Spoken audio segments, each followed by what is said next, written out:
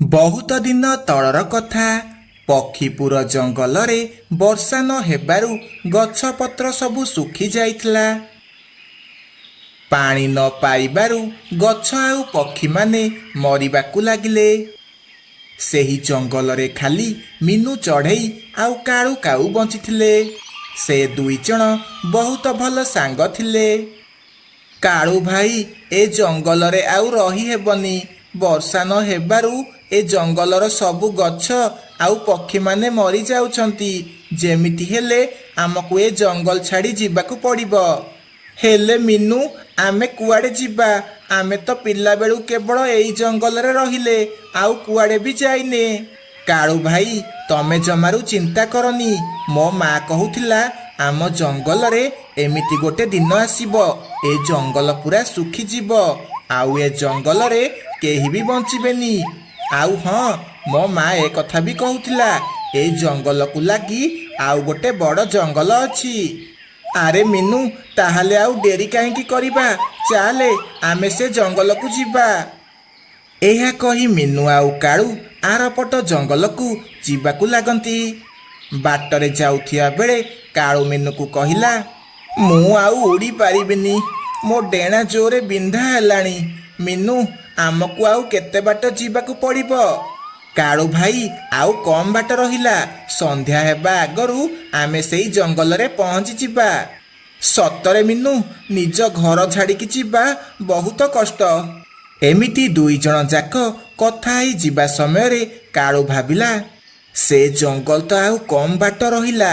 ହେଲେ ଆମେ ସେ ଜଙ୍ଗଲରେ ପହଞ୍ଚିବା ଆଗରୁ ମୋତେ ଗୋଟେ ଭଲ ଜାଗା ଦେଖି ରହିବାକୁ ପଡ଼ିବ। କାଳୁ ଭାଇ, ତମେ ମନେ ମନେ କ'ଣ ଭାବୁଛ? ଜଲ୍ଦି ଚାଲ, ନହେଲେ ଆମେ ପହଞ୍ଚିବା ଆଗରୁ ରାତି ହେଇଯିବ। ଏମିତି କଥାବାର୍ତ୍ତା ହେଇ ସେ ଦୁଇଜଣ ଆରପଟ ଜଙ୍ଗଲରେ ପହଞ୍ଚିଲେ। ସେ ଜଙ୍ଗଲରେ ପାଖାପାଖି 2ଟି ଗଛ ଥିଲା। ଗୋଟେ ଗଛରେ ବହୁତ ଆମ୍ବ ହେଇଥିଲା, ଆଉ ଆର ଗଛରେ କିଛି ଆମ୍ବ ହେଇନଥିଲା। ଗଛଟି ପୁରା ଶୁଖି ଯାଇଥିଲା। ମୋତେ ପକ୍ଷୀମାନଙ୍କର ଆସିବାର ଶବ୍ଦ ଶୁଭୁଛି। ତୁ ଦେଖିବୁ ଶୁଖିଲା ଗଛ, ସେମାନେ ଆସିଲେ ମୋ ଉପରେ ବସା ତିଆରି କରି ରହିବେ। କାହିଁକି ନା ମୋ ଦେହରେ ବହୁତ ଆମ୍ବ ହେଇଛି, ଆଉ ତୁ ତ ପୁରା ନଣ୍ଡା ଦେଖାଯାଉଛୁ। ତୋ ପାଖରେ କେହି ରହିବେନି। ତମେ ନିଜ ଉପରେ ଏତେ ଗର୍ବ କାହିଁକି କରୁଛ? ତମେ ଦେଖିବ, ଗୋଟେ ଦିନ ଆସିବ ଯୋଉଦିନ ମୋ ଦେହରେ ବହୁତ ଫଳ ହେବ, ଆଉ ପତ୍ର ବି ହେବ। ହା ହା ହା ହା ହା, ତୁ ସବୁବେଳେ ଏମିତି ସ୍ୱପ୍ନ ଦେଖୁଥା। ତୋ ସ୍ୱପ୍ନ କେବେ ବି ପୂରଣ ହବନି। ଏମିତି ସେ 2ଟି ଗଛ କଥା ହେଉଥିଲେ। ସେତିକି ବେଳେ କାଳୁ ଆଉ ମିନୁ ସେଠାରେ ଆସି ପହଞ୍ଚିଲେ। କାଳୁ ଯାଇ ପ୍ରଥମେ ସେ ଆମ୍ବ ଗଛରେ ବସି ପଡ଼ିଲା। ତମମାନଙ୍କୁ ଆମ ଜଙ୍ଗଲକୁ ସ୍ୱାଗତ। ତମେମାନେ ମୋ ଉପରେ ବସା କରି ରହିପାରିବ, ଆଉ ମୋ ଫଳ ବି ଖାଇପାରିବ। ହେଲେ ଗୋଟେ କଥା ମନେ ରଖ, ଭୁଲରେ ବି ସେ ଶୁଖିଲା ଗଛ ଉପରେ ବସା ତିଆରି କରିବନି। କାହିଁକି ନା ସେ ହେଉଛି ଗୋଟେ ଅଶୁଭ ଗଛ। ସେ ଗଛରେ କେବେ ବି ପତ୍ର ହେଉନି କି ଫଳ ହେଉନି। ନାଇଁ ପକ୍ଷୀମାନେ, ସେମିତି କିଛି କଥା ନାହିଁ। ମୁଁ ପିଲାଦିନୁ ଠିକରେ ପାଣି ପାଇନି, ସେଥିପାଇଁ ମୋର ଏମିତି ଅବସ୍ଥା ହେଇଛି। ସେ ଯାହା ବି ହଉ, ମୁଁ କିନ୍ତୁ ଏ ଗଛରେ ରହିବି। ମିନୁ, ତୋ ପାଇଁ ତୁ ଆଉ ଗୋଟେ ଗଛ ଦେଖେ। କାଳୁ ଭାଇ, ଏ ଜଙ୍ଗଲକୁ ତ ଆମେ ସାଙ୍ଗ ହେଇ ଆସିଥିଲେ। ସେଥିପାଇଁ ଏ ଆମ୍ବ ଗଛରେ ତମର ଯେତିକି ଅଧିକାର, ମୋର ବି ସେତିକି ଅଧିକାର ଅଛି। ଆମେ ସାଙ୍ଗ ହେଇ ଆସିଲେ କ'ଣ ହେବ? ପ୍ରଥମେ ଏ ଗଛରେ ମୁଁ ବସିଛି, ସେଥିପାଇଁ ଏ ଗଛ ହେଉଛି ମୋର। ଆଉ ଯୋଉ ଯାଏଁ ମୁଁ ଏ ଗଛରେ ଅଛି, ଏ ଗଛରେ କେହି ରହିପାରିବେନି କି ଫଳ ଖାଇପାରିବେନି। ତାହେଲେ ମୁଁ କୋଉଠି ରହିବି? ମୁଁ କ'ଣ ଏ ଶୁଖିଲା ଗଛରେ ରହିବି? ମିନୁ ଚଢ଼େଇ, ବହୁତ ଦିନରୁ ପାଣି ନ ପାଇ ମୋର ଏମିତି ଅବସ୍ଥା ହେଇଛି। ଯଦି ତୁ ମୋର ଯତ୍ନ ନେବୁ ଆଉ ପାଣି ଦେବୁ, ତାହେଲେ ମୋ ଦେହରେ ପୁଣି ଥରେ ଆମ୍ବ ହେବ। ତାପରେ ତୁ ଖୁସିରେ ରହିପାରିବୁ। ମିନୁ ଚଢ଼େଇ, ଏ ଶୁଖିଲା ଗଛ ତତେ ତା କଥାରେ ଫସେଇବାକୁ ଚେଷ୍ଟା କରୁଛି। ତୁ ଜମାରୁ ତା କଥା ଶୁଣେନି। ନାଇଁ ଆମ୍ବ ଗଛ, ମୋତେ ଲାଗୁଛି ଏ ଗଛ ସତ କହୁଛି। ମୁଁ ଏବେ ଏ ଗଛରେ ବସା ତିଆରି କରିବି, ଆଉ ଏଇଠି ରହିବି। ଆମ୍ବ ଗଛ, ତାକୁ ସେଇଠି ରହିବାକୁ ଦିଅ। ଆମେ ବି ଟିକେ ଦେଖିବା ସେ ଗଛରେ କେମିତି ଫଳ ହେବ। ଠିକ ଅଛି ମିନୁ ଚଢ଼େଇ, ତତେ ଯାହା କରିବାର ଅଛି ତୁ କରେ, ହେଲେ ମୁଁ ମୋ ଆମ୍ବ ତତେ ଖାଇବାକୁ ଦେବିନି। ସକାଳ ହେଲା। ମିନୁ ଚଢ଼େଇ ତା ବସା ତିଆରି କରିବାରେ ଲାଗିଲା। ବସା ତିଆରି କରିସାରି ମିନୁ ତା ପାଇଁ କିଛି ଖାଦ୍ୟ ଆଣିବାକୁ ଗଲା। ଆଉ ସେପଟେ କାଳୁ ବି ତା ପାଇଁ ଗୋଟେ ବସା ତିଆରି କଲା। ଆଉ ସେଇ ଗଛରୁ ଆମ୍ବ ଖାଇ ତା ବସାରେ ଶୋଇପଡ଼ିଲା। ଏମିତି କିଛି ଦିନ ବିତିଗଲା। ମିନୁ ସେ ଗଛ ମୂଳେ ସବୁଦିନ ପାଣି ଦେଲା, ହେଲେ କାଉ ଖାଲି ସେ ଗଛରୁ ଆମ୍ବ ଖାଉଥିଲା ଆଉ ବସାରେ ଶୋଇ ରହୁଥିଲା, ହେଲେ କେବେ ବି ଆମ୍ବ ଗଛର ଯତ୍ନ ନେଉନଥିଲା। କାଳୁ, ତୁ ସବୁଦିନ ମୋ ଗଛରୁ ଆମ୍ବ ଖାଉଛୁ, ହେଲେ କେବେ ବି ମୋତେ ପାଣି ଟିକେ ଦଉନୁ। ଏମିତି ହେଲେ ତ ମୁଁ କମ୍ ଦିନରେ ଶୁଖିଯିବି ଆଉ ମୋ ଦେହରେ ଆମ୍ବ ବି ହବନି। ତୁ ଜମାରୁ ଚିନ୍ତା କରନି ଆମ୍ବ ଗଛ, ମୁଁ କାଲି ତତେ ଯେମିତି ହେଲେ ପାଣି ଦେବି। ଏମିତି ସବୁବେଳେ କାଳୁ ଆମ୍ବ ଗଛକୁ ମିଛରେ ପାଣି ଦବ ବୋଲି କୁହେ, ହେଲେ କେବେ ବି ତାକୁ ପାଣି ଟୋପେ ବି ଦିଏନି। ଏମିତି କିଛି ଦିନ ବିତିଗଲା। ଦିନେ ସେ ଶୁଖିଲା ଗଛରେ ଆମ୍ବ ଫଳିଲା, ଆଉ କାଳୁ ରହୁଥିବା ଆମ୍ବ ଗଛ ପୁରା ଶୁଖିଗଲା। ଆରେ, ଏ ଗଛରେ କ'ଣ ଆଉ ଆମ୍ବ ହଉନି କି ପତ୍ର ନାହିଁ? ଏ ଗଛକୁ ମୋତେ ଏବେ ଯେମିତି ହେଲେ ଛାଡ଼ିବାକୁ ପଡ଼ିବ। କାଳୁ, ତୁ ହଉଛୁ ସବୁଠୁ ବଡ଼ ଠକ। ତୁ ସବୁବେଳେ ମୋ ଆମ୍ବ ଖାଇଲୁ, ହେଲେ ଦିନେ ହେଲେ ବି ମୋତେ ପାଣି ଦେଲୁନି, ସେଥିପାଇଁ ମୁଁ ପୁରା ଶୁଖିଗଲି। ଆରେ ଆମ୍ବ ଭାଇ, ଏଥିରେ କେବଳ କାଳୁର ଦୋଷ ନାହିଁ, ତମର ବି ଦୋଷ ଅଛି। ତମର ମନେ ଅଛି ତମେ ସବୁବେଳେ କେମିତି ମନରେ ଗର୍ବ ଆଉ ଅହଙ୍କାର କରୁଥିଲ, ତମେ ଯେମିତି ତମକୁ ସାଙ୍ଗ ମିଳିଛି ସେମିତି। ତାପରେ ଆମ୍ବ ଗଛ ନିଜର ଭୁଲ ବୁଝିପାରିଲା, ଆଉ ସେହି ଦିନଠାରୁ ସେ କେବେ ବି ଆଉ ଗର୍ବ କଲାନି। ସାଙ୍ଗମାନେ, ଆମକୁ ଏହି କାହାଣୀରୁ ଏହା ଶିକ୍ଷା ମିଳିଲା ଯେ ଆମକୁ କେବେ ବି ଗର୍ବ କରିବା କଥା ନୁହଁ। ଧନ୍ୟବାଦ। ପକ୍ଷୀପୁର ଜଙ୍ଗଲରେ କାଳୁ କାଉର ଗୋଟିଏ ଢାବା ଥିଲା। ସେ ଢାବାକୁ ଆଖପାଖ ଜଙ୍ଗଲରୁ ବହୁତ ସାରା ପକ୍ଷୀ ଖାଇବାକୁ ଆସୁଥିଲେ। ସେ ଜଙ୍ଗଲକୁ ଯିଏ ବି ଆସୁଥିଲା ସେ ସେହି ଢାବାରୁ ଖାଇବା ଖାଉଥିଲା। କାଳୁର ଢାବା ଭଲ ଚାଲୁଥିବାରୁ କାଳୁ ଦିନକୁ ଦିନ ଗର୍ବୀ ହେବାରେ ଲାଗିଲା। ସେ ବଳକା ଖାଇବା ପଛେ ଫୋପାଡ଼ି ଦଉଥିଲା, କିନ୍ତୁ ଗରିବ ପକ୍ଷୀମାନଙ୍କୁ ଦଉନଥିଲା। ଦିନେ ଗୋଟିଏ ଭିକାରୀ ଚଢ଼େଇ ତା ଢାବାକୁ ଆସିଲା। ବାବୁ, ବହୁତ ଜୋରେ ଭୋକ ଲାଗୁଛି, ମୋତେ କିଛି ଖାଇବାକୁ ଦେଇପାରିବ? ଭଗବାନ ତମର ମଙ୍ଗଳ କରିବେ। ଆବେ ଯା ଏଠୁ, ଏଠି କିଛି ବି ଖାଇବାକୁ ମିଳିବନି। ବାବୁ, ମୁଁ ବହୁତ ଦିନ ହେଲା କିଛି ବି ଖାଇନି, ଦୟାକରି ମୋତେ କିଛି ଖାଇବାକୁ ଦିଅ। କୁଆଡ଼ୁ କେଜାଣି ଆସିଲା ହେରି, ପୁରା ଦିନ ଖରାପ କରିଦେଲା। ଏ ରାମୁ, ଆସିଲୁ, ୟାକୁ ବାହାର କଲୁ। ରାମୁ ଆସି ତାକୁ ଧକ୍କା ମାରି ବାହାର କରିବାକୁ ଲାଗିଲା। ସେତିକି ବେଳେ ସେ ଭିକାରୀ ଚଢ଼େଇ ଭୋକରେ ସେଇଠି ବେହୋସ ହେଇଗଲା। ବାବୁ, ଇଏ ତ ବେହୋସ ହେଇଗଲା। ତ ମୁଁ କ'ଣ କରିବି? ତୁ ୟାକୁ ବାହାର କରେ, ଗ୍ରାହକ ଆସିବାର ସମୟ ହେଲାଣି। ବାବୁ ବାବୁ, ଇଏ ତ ମରିଗଲା। ଆରେ, ଇଏ ତୁ କ'ଣ କହୁଛୁ? ହଁ ବାବୁ, ସତରେ ଇଏ ମରିଗଲା। ତୁ ଗୋଟେ କାମ କରେ, ଆମ ଢାବା ପଛପଟେ ଯୋଉ କୂଅ ଅଛି ୟାକୁ ନେଇ ସେଥିରେ ପକେଇ ଦେ, କେହି କିଛି ବି ଜାଣିପାରିବେନି।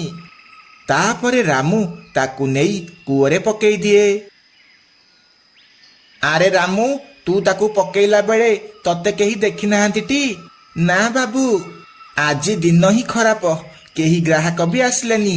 ହଉ, ତୁ କାଲି ଟାଇମରେ ଆସିବୁ ହେରି, ନହେଲେ ତ ପଇସା କାଟିଦେବି। କାଳୁ ତା ଦୋକାନ ବନ୍ଦ କରି ଘରକୁ ଯିବାକୁ ଲାଗେ। ବାଟରେ ତାକୁ ଲାଗେ ଯେମିତି ତା ପଛେ ପଛେ କିଏ ଆସୁଛି।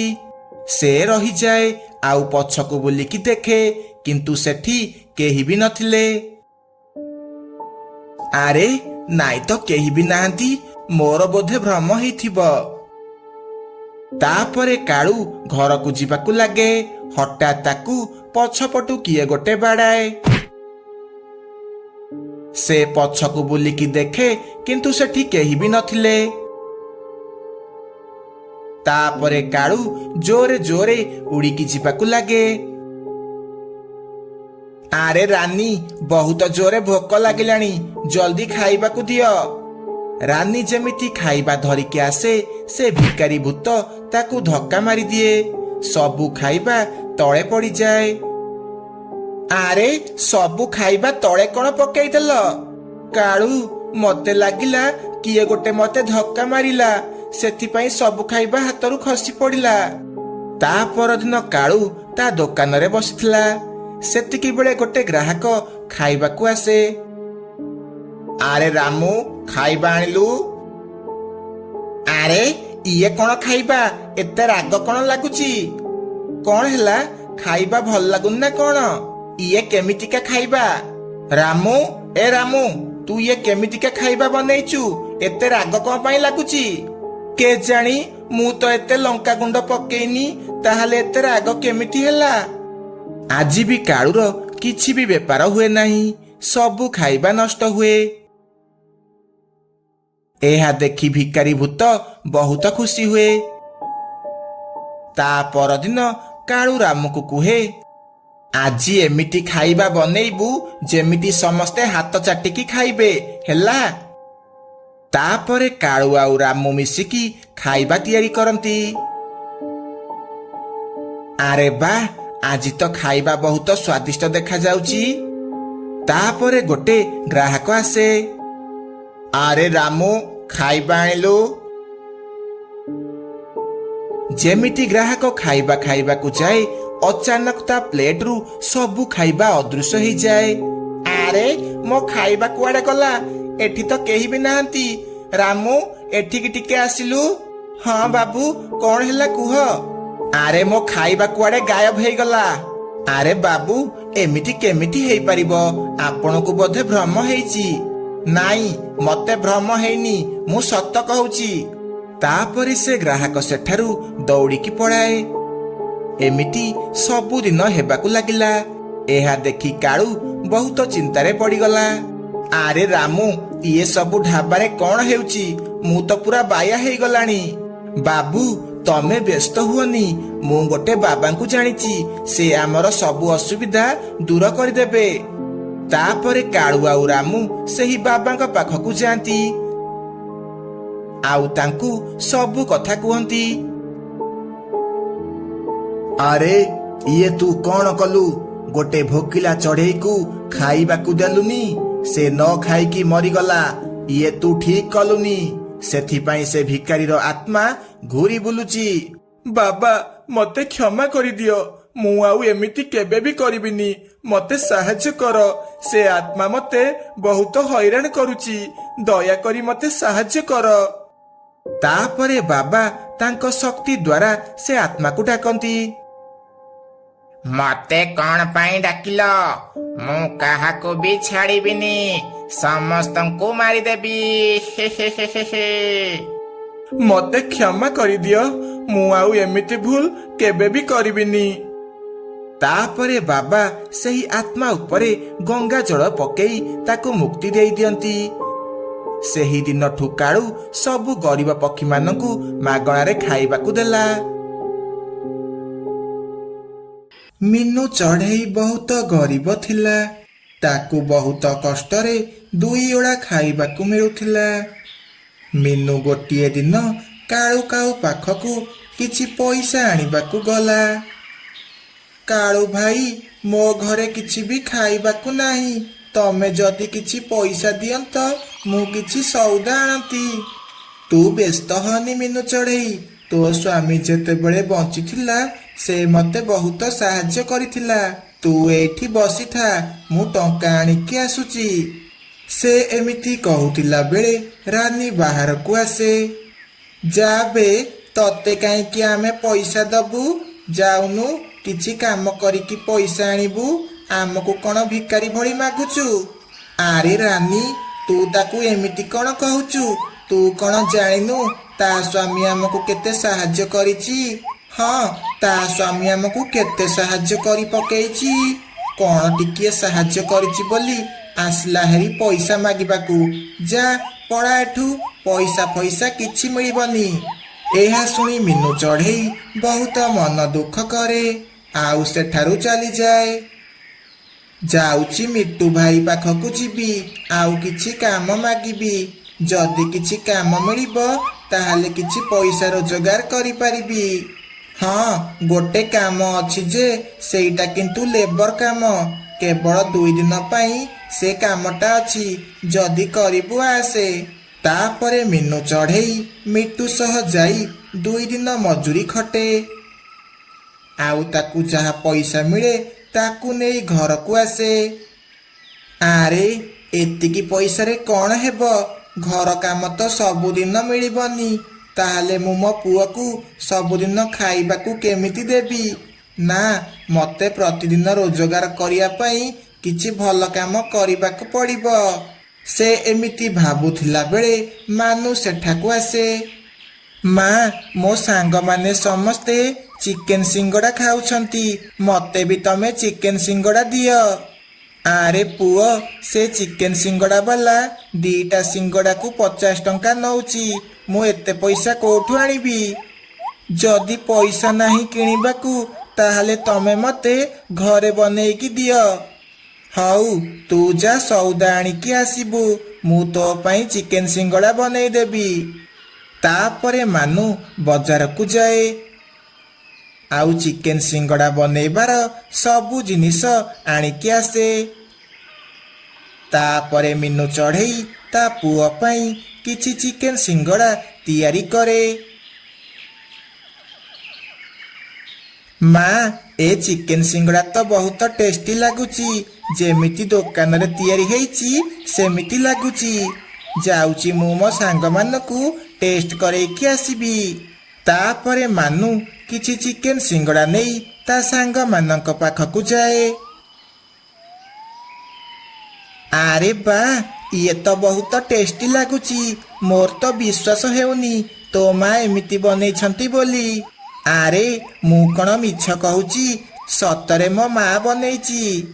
ଯା ବେ, ଆସିଲା ହାରି କୋଉ ଦୋକାନରୁ କିଣିକି କହିଲା ମୋ ମା ବନେଇଛି। ଯା, ପଳା ଏଠୁ।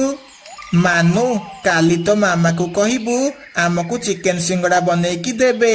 ବହୁତ ଟେଷ୍ଟି ଲାଗୁଛି ଖାଇବାକୁ। ଟିକି ଆଉ ବିଟୁକୁ ଚିକେନ ସିଙ୍ଗଡ଼ା ବହୁତ ଭଲ ଲାଗେ, କିନ୍ତୁ ଜଗୁ ଏହା ଦେଖି ସହିପାରେନି। ସେ ମାନୁକୁ ୟାଡୁ ସ୍ୟାଡୁ କହେ। ତାପରେ ମାନୁ ଘରକୁ ଆସେ। ମା, ତମ ହାତର ଚିକେନ ସିଙ୍ଗଡ଼ା ସମସ୍ତଙ୍କୁ ବହୁତ ଭଲ ଲାଗିଲା। ସମସ୍ତେ ତମର ପ୍ରଶଂସା କରୁଥିଲେ। ମା, ଆମେ ଗୋଟେ କାମ କରିବା, ଆମ ଜଙ୍ଗଲରେ ଚିକେନ ସିଙ୍ଗଡ଼ା ବିକିବା, ଯାହାଦ୍ୱାରା ଆମର ବହୁତ ଭଲ ଲାଭ ହେବ। ଆମର ଆଉ କିଛି ବି ଅସୁବିଧା ରହିବ ନାହିଁ। ତାପରେ ସେ ମା ପୁଅ ଜଙ୍ଗଲରେ ଚିକେନ ସିଙ୍ଗଡ଼ା ଦୋକାନ ଦିଅନ୍ତି। ଧୀରେ ଧୀରେ ବହୁତ ସାରା ପକ୍ଷୀ ଆସି ଚିକେନ ସିଙ୍ଗଡ଼ା ଖାଆନ୍ତି। କାଳୁ, ଆଜି ଘରେ କିଛି ରୋଷେଇ କରିବାକୁ ଇଚ୍ଛା ହେଉନି। ଚାଲ ଆମେ ବାହାରକୁ ଯାଇ ଚିକେନ ସିଙ୍ଗଡ଼ା ଖାଇକି ଆସିବା। ଆଜି କାହିଁକି କେଜାଣି ଚିକେନ ସିଙ୍ଗଡ଼ା ଖାଇବାକୁ ବହୁତ ଇଚ୍ଛା ହେଉଛି। ତାପରେ କାଳୁ କାଉ ରାନୀ ଆଉ ଜଗୁକୁ ନେଇ ମିନୁ ଚଢ଼େଇର ଚିକେନ ସିଙ୍ଗଡ଼ା ଦୋକାନକୁ ଯାଏ। ଆରେ, ତମେ ୟା ପାଖକୁ କ'ଣ ପାଇଁ ଆସିଲ? ମୁଁ ୟା ପାଖରୁ ଖାଇବିନି। ଆରେ, ମୁଁ ଶୁଣିଛି ମିନୁ ବହୁତ ଭଲ ଚିକେନ ସିଙ୍ଗଡ଼ା ବନଉଛି। ଚାଲ ୟାର ଟିକେ ଟେଷ୍ଟ କରିଦବା। ନା କହିଲି ମାନେ ନା, ମୁଁ ୟା ପାଖରୁ ଖାଇବିନି। ଚାଲ ଆମେ ଚିଲ ଭାଇ ପାଖରେ ଖାଇବା। ତାପରେ ସେମାନେ ଚିଲ ଦୋକାନକୁ ଯାଆନ୍ତି ଆଉ ଚିକେନ ସିଙ୍ଗଡ଼ା ଖାଆନ୍ତି। ତମ 3 ଜଣଙ୍କର 50-50 ମିଶିକି 150 ଟଙ୍କା ହେଲା। ଜଲ୍ଦି ଦିଅ। କାଳୁ ଯେତେବେଳେ ତା ପକେଟରେ ହାତ ମାରେ ତା ପକେଟରେ କିଛି ବି ଟଙ୍କା ନାହିଁ।